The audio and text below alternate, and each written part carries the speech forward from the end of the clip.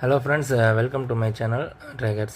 இப்போ நம்ம என்ன பார்க்க போகிறோம்னா, எப்படி நம்ம ஒரு கமாண்ட் ப்ராம்ப்ட்டை கொடுத்துட்டு வாய்ஸ் மேக் பண்ணுறோம், தமிழ்லையும் சரி இங்கிலீஷ் சரி அப்படி மேக் பண்ணுறது பார்க்க போகிறோம். இப்போ வந்து 11 லேப்ஸ்னு சொல்லிட்டு ஒரு வெப்சைட் இருக்குது. அந்த வெப்சைட்டை வந்து நீங்கள் குரோம்லேயே பார்த்துக்கலாம். அது டெக்ஸ்ட் டு ஸ்பீச்னு சொல்லிட்டு லெஃப்ட் சைடில் ஒரு ஆப்ஷன் இருக்கும். அதை கொடுத்தீங்கன்னா நீங்கள் ஒரு கமாண்டை வந்து பேஸ்ட் பண்ணிக்கலாம்.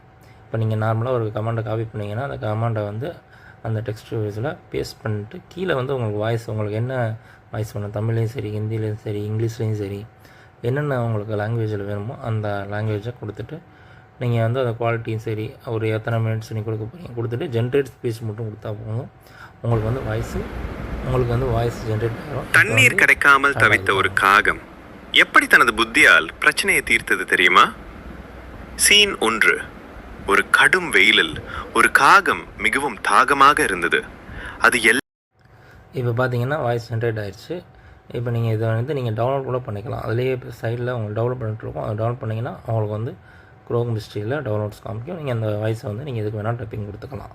இந்த வாய்ஸ் மேக்கர் லிங்க் டிஸ்கிரிப்ஷனில் கொடுத்துருக்கேன். இந்த வீடியோவை லைக் பண்ணுங்கள், சப்ஸ்கிரைப் பண்ணுங்கள், ப்ளஸ் கமெண்ட் பெல் பட்டனை கிளிக் பண்ணுங்கள். தேங்க்யூ.